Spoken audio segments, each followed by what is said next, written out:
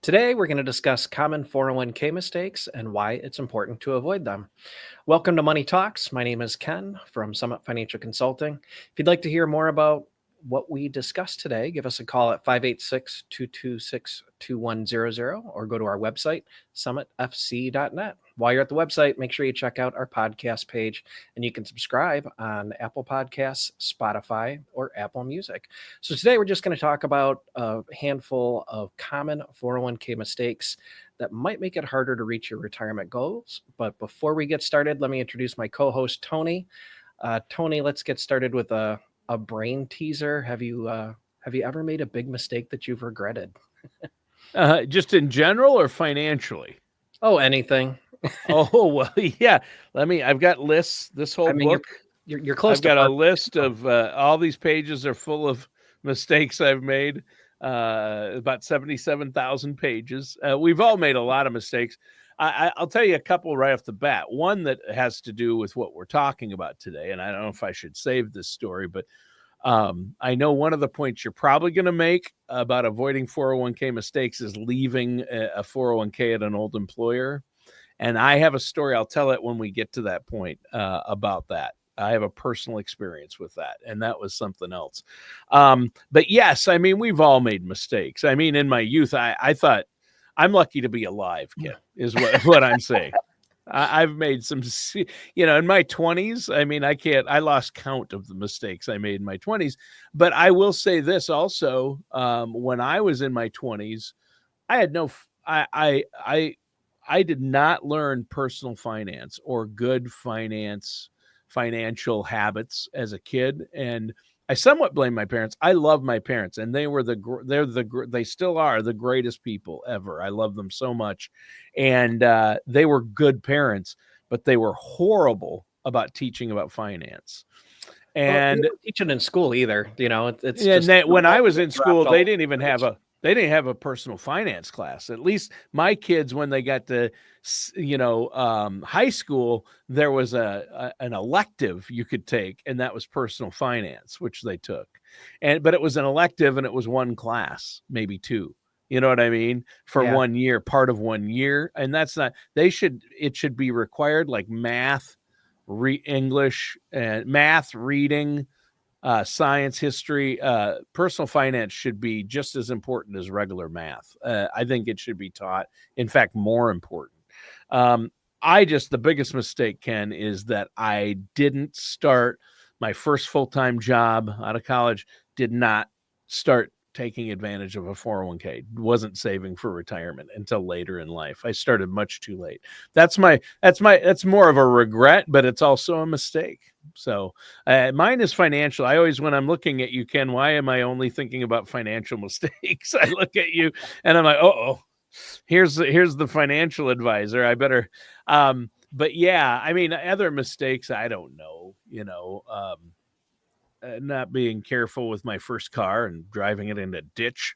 How about you? Have you ever made a major mistake in your life that you regret? I am solely focused on this weekend and hoping not to make any huge mistakes. I've had these 3 buddies that were my college dorm mates, and we get together every single year for 1 day and try to relive our past a little bit. So we'll normally play 2-on-2 basketball, which as we're getting older, it's getting more and more challenging. And we're calling it off this time because I hurt my leg playing softball.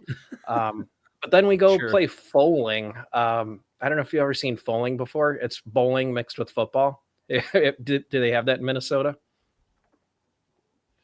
No, Ken. and that sounds horrific. Bowling mixed with football? Yes, it's great. So just throwing a football. So they've got this giant room, and it's just lined up with boards with bowling pins on them. And you and your teammate are on the same side, and you're just trying to knock down the bowling pins with a football across the arena. And what makes it fun is that they'll have 20 boards all set up. So if the guys playing next to you have an errant football bounce and knock over your pins, like that helps your opponent. So you're like playing defense against other people throwing footballs, and then your opponent's throwing a football. And You can't touch it until it bounces one. It's just like you got to have your head on a swivel, and Wow. just to see how good you are at throwing a football. But I don't know. We've I probably done actually, that. at first I thought that sounds awful, but I love throwing a football and at a target. That sounds fun. Yeah. Yeah. Yeah. So we do that. And then we go home and play the video game from 1997 that we used to play in our dorm.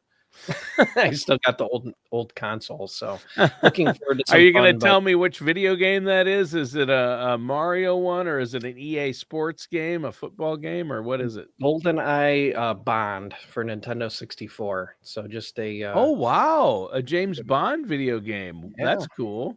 Yeah. That's cool. I never played that one. Yeah, looking forward. We do it every year, so yeah. Hopefully, Yeah. we're Ubering everywhere, so that'll be good. That's good. All right, don't make any mistakes. Make wise. I'll tell you what I tell my kids who are all in their 20s. Make wise decisions. Make good choices, Ken. Yeah, What do you call that sport again? Foling. Foling. So FOWLING. They've got I think they've got 15 locations now. Like there are like they have actual special foaling places. Yeah, called the Foling Warehouse. Foaling. I don't think we have that anywhere here. That is crazy. That could be an episode. We should have. You're kind of buried the lead with that. I can't believe we haven't been talking about that on the show each week. We need to do a whole episode on foaling, I think. Okay, so our topic today is an important one, so we should jump into that. You wanted to talk about 401k mistakes. And I already told you I've made a couple mistakes, not starting one soon enough and leaving one at an old employer. What's the first mistake to avoid? So just not understanding the difference between the different types of plans. So a lot of people don't realize that some 401k plans offer two different options. So there's the traditional pre-tax 401k, and then there's a Roth 401k. So one thing that they have in common is that they allow you to contribute, and the money can grow tax-free while it's inside the account. They both have the same contribution limits, and with both plans, employers can do a match if they want. But where they're different is a traditional 401k is funded with pre-tax dollars. So that means you don't have to pay taxes on it right now.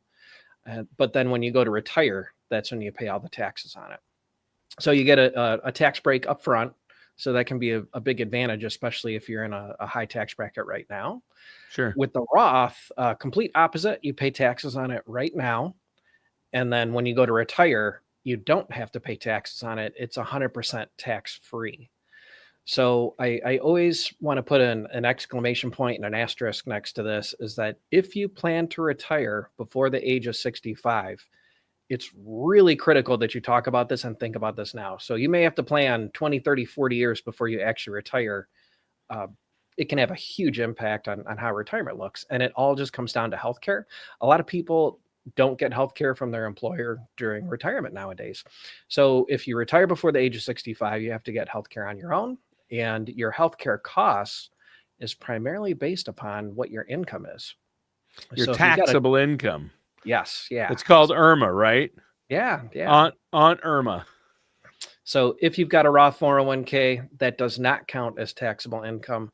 In some cases, Tony, I've given clients 100% free, no cost, like no premium health insurance, because we've manipulated their income, at least their taxable income, to make it look like they're not making much. So big decision for each and every person, whether they do pre-tax or Roth 401k contributions. Right. And my daughter, who's 21, opened a Roth, and she's putting a couple $100 into it each and every month. Very nice. It's about $200, $300 a month into it. And that's really great, because right now she's not really paying it, she gets money back in taxes typically. So now's the time for her to be, I wish I had done that. That's just another mistake I made. Can you imagine if you'd started a Roth when you were 21 and put $300 a month into it? Oh my gosh. Yeah. Awesome. Yeah. She'll be able to retire in her early 60s with plenty of money and tax-free income. So that's good. But yeah, and Roths aren't just for the young, but it's smart to have a Roth. And it's not like you you don't necessarily have to put all your money there. You might want to spread it around, but depends on where you're at. Everybody's situation is different, right? Yeah, yeah, and especially with somebody young, who knows what our national debt's going to be at that point. Um, tax brackets may go up considerably, so Yeah. paying taxes in today's dollars may be a big benefit for her. Yeah. Yeah. So Roth 401ks are available now from most companies, and I think that's a good one. A lot of Roth employer-sponsored type plans. What next? So the next one is just doing due diligence when you change jobs. So a lot of times people change jobs and they get a nice bump in salary, but they don't necessarily make the most of it. So I tracked down this 2024 Vanguard study, and they said that 55% of people that switch jobs end up actually reducing their 401k savings. And when they do that, it usually costs them $300,000 throughout their lifetime. Wow. Yeah, just because they didn't adjust the amount that they're putting into their 401k for their new income. So most of the time they're getting a raise, but then they don't increase the retirement savings correspondingly. So that's a big one. That's not a mistake. Anytime I get a raise, I just put it now. I didn't do this my whole life, but now if I get a raise, I just increase what I'm putting into my retirement account by that much. Yeah, that's awesome. Yeah, they looked at if someone's auto enrolled, a lot of employers would just make people basically start putting in, they can always drop it down if they want to, but yeah, having that auto enroll feature is really good. But then if people don't auto enroll, then it's really bad. Yeah, it is. So yeah, you have to be contributing to retirement accounts, whether it's your 401k or TSP or 403b or an IRA set up through your financial advisor. You got to be saving for retirement, and you have to save your first full-time job. You should start that. Right. Yeah. And usually the problem with the auto enroll, it's good, but it's usually around 3%. Most companies auto enroll yet, and that's not enough. Sometimes that's not even enough to get a full match. You probably want to put in at least 6% to make sure you're getting a full match and to make sure you're saving enough, right? Yeah, I just have a rule of thumb that just from doing this for 24 years and looking at thousands of financial plans, people that are putting in about 10%, now that includes both what you put in and what the employer's putting in, but people that put in 10%, they usually don't retire until their late 60s or even their 70s. If people are putting in 15%, they're normally retiring in their mid 60s. And if you're all the way up there at 20%, a lot of people will then retire in their 50s. So, wow. Yeah, everyone that's listening, I'm making a note. Increase my 401k contribution per Ken. All right. Yeah, make it happen. Yeah. I know we didn't start doing that until later, putting in over 10%. For a long time, I just left it at 6 because I knew I'd at least get the full match and some. So yeah, that's smart. Yeah, you got to get up. You have to be putting in as much as possible, and it's not like you're going to miss it because it comes right out of your check, right? Yeah, I mean, when you get a raise, you just basically have to say, like, most people are just going to say, "What can I spend this on?" or like, "What new thing can I buy?" Oh, maybe we'll get that pool, or stop and think, when do I want to retire? Because that might be a little bit more important than that maybe short-term thing you were spending money on. That's true. When do you want to retire? Okay, I need to put a little more away each month. So, and I think this is a good time to mention, Ken, that anytime you change your income, like get a raise, or you have a new employer or change jobs, make sure you're meeting with your financial services professional, a wealth advisor like yourself, and rerun those retirement projections, figure out when you want to retire, and make sure you're on track. So what's next, Ken? Next one you sort of hinted at earlier, it's just forgotten 401ks. So when a lot of people change jobs, they just sort of forget about that old 401k. So I found a study that said in 2023, there was 29 million forgotten 401ks out there, and it was $1.6 trillion in unclaimed money. So yeah, that's just in America. I saw that study you pointed out. You told me about that. In America, 1.6 trillion in unclaimed money as of May of 2023. Yeah. I mean, That's it's like 1 out of every 10 people have a yeah. forgotten 401k in the United States. And, It's when you take because out the retirees and babies, it's like a really yes, good percentage of the US it's a population has one huge forgotten. percentage and a huge dollar amount. That's trillion with a T. That's real money even to you, Ken. 1.6 trillion. But I made that mistake. I alluded to that earlier. Kind of my fault. But what happened was I worked for a company for 5 years. They got bought out by a bigger company. And then we filled out some forms for, new benefits with the new bigger company. Well, I didn't. I just filled out my form for my new 401k, filled out Yeah. what I wanted taken out. Okay, I have to redo this. Okay. And then Well, and just went HR is probably just trying to get through it, and they're not doing right. one-on-one meetings if they got to move a ton of people. Nope. Nope. And I missed it. They probably sent an email. It was probably, or they had a huge big meeting and, somebody was cracking wise with me before, I wouldn't be talking during an important meeting. You know that, Ken. No, no I way. wouldn't be joking around during uh, but anyway, so what happens was I worked there for 5 I have my same job, so it's not like whatever. It's, just owned by a new company. But after 5 years, so it's a total of 10 years I worked there. Then I came here. I started working with Gradient and director of radio for Gradient Financial. And I went to move my 401k over to this 401k here. And I'm like, well, that amount can't be right. I have way more money in there. I have way more than that. Something's And missing. I hadn't been checking my statements either. I wasn't working at that time with a financial advisor, which is not good. So that would have helped because they would have talked to me about that. Hey, what should I do with my old 401k? Right.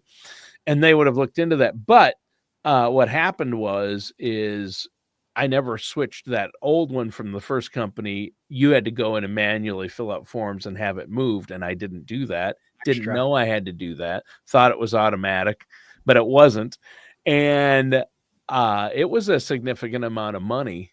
And I luckily I went back and found it. But Ken, people have, I think I read 10 to 13 jobs or 14 different jobs during their lifetimes.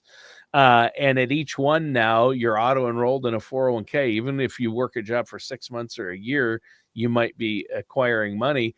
And there are so many forgotten accounts. People think, well, I'd never forget my 401k. That's, I'd never forget $50,000 or $30,000 in a 401k. Happens all the time. Oh, right? yeah.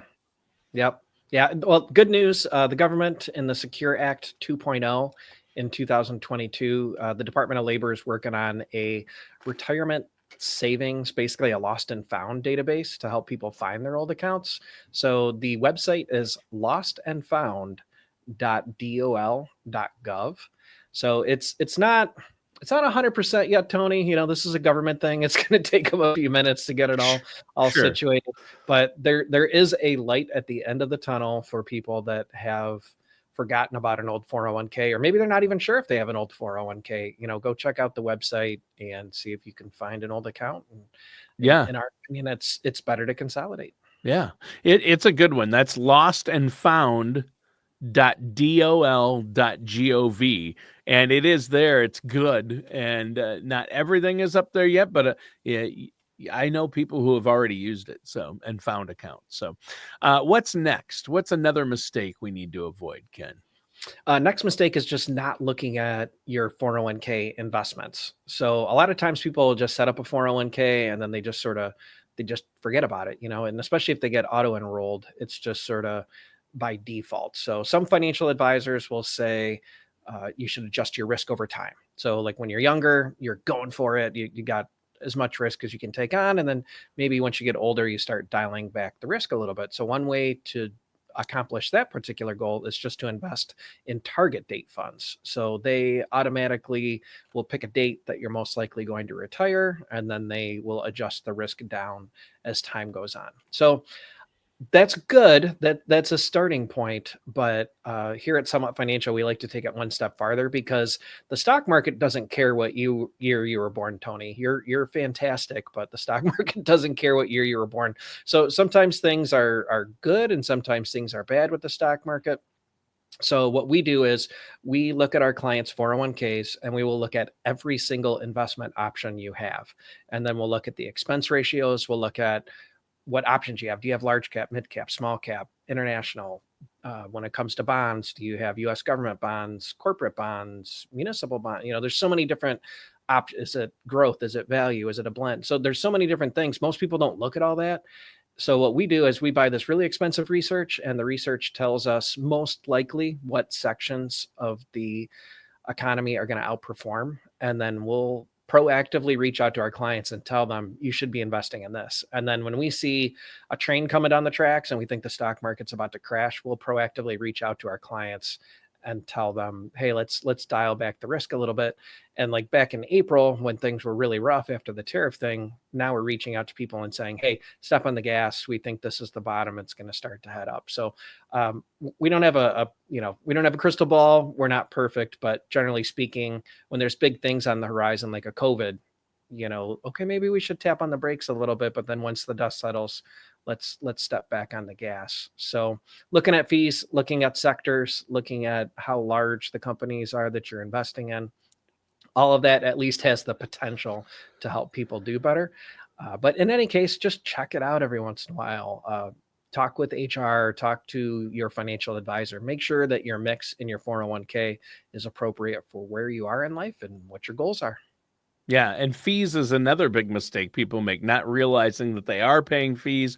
What are they? And I know you can run reports, look at things, and a lot of people don't read the fine print. That's why I don't want to make a move. I want to know where I'm at and make sure my money is working for me where I need it to be. One big mistake that I think a lot of people make this is another mistake I made early on, is match, right? Talk to us Yeah. about that.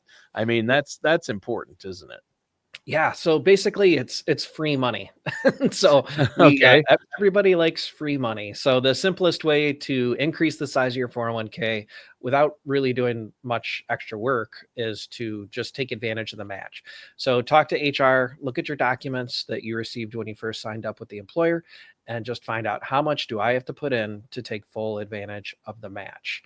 And a lot of times we'll sit down with people and they're not contributing enough to get the match. So they're literally just leaving money on the table that their And employers. that's part of your benefits. It's like, we're going to give you this cash as part of your benefit. Oh, yeah, I don't want that. Who would say no to extra cash as part of their employee benefit package? I don't understand. Yeah, and like sort of building on that, one of the other huge mistakes that we see people make. So you mentioned earlier, like sometimes people have a lot of jobs in their lifetime. Yeah. So often people just look at salary when it comes to, should I take this new job? Yes, you want to look at the match, but before you leave your current job, you have to look at the vesting schedule. So, the 401k Explain match that. yeah, so it's a great perk having a 401k match, but sort Right. of lurking in the shadows is this vesting rule. So the way vesting works is every employer is different, but on average, it's either 3 years or 5 years. Yep. So if you leave your current job within 3 years, or the most common is actually 5 years. So if you're at your job and you leave after 3 years, there's a good chance you're going to lose about half 40% of your matches. The company's going to keep those when you leave. So people think like, oh, my 401k has gotten so big, but if the 401k gets chopped because you left the employer. So when you're thinking about a job change, it's not just all about that salary. You might want to look at the vesting schedule right off the bat and see, how long do I have to stay with this company to actually keep this money? So if if you've been just pounding money into your 401k and then you leave after 2 or 3 years, it's going to take a big financial toll on your retirement savings. So when Yeah, your job that's free changes, money lost, right? yeah, And absolutely. and it can be a big amount. In fact, I have a great story to go with this one. Well, not good story.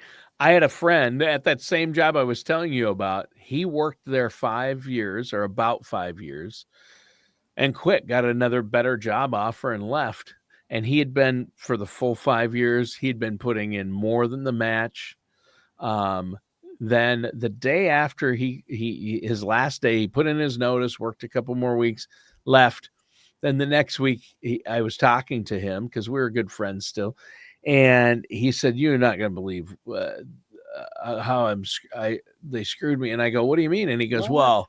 "Well, I thought I keep track of my 401k and what the amount is, and then when I went to transfer, it was much less. And I looked into, and I went back, and I called him the day after he left. He went back in and said, "Hey, why is this amount to Yeah, be what's going on? transferred so much less?" And they said, "Well, you have to be employed 5 years to get your match, otherwise you lose it." 1 month. He was 1 month away. Oh no. 4 weeks. Had he just worked 4 more weeks, and he said, "Come on, it's only a month, can't you?" They wouldn't, they're like, "Nope, won't get." So Sorry. yeah, thousands of dollars actually. I mean, Gosh. that's just, you don't want, so that's a big mistake to avoid. And these are all costly mistakes. All of them you've mentioned can cost you money. People just don't realize it. I think this has been a great conversation, Ken. Is there anything else you want to add before we go today?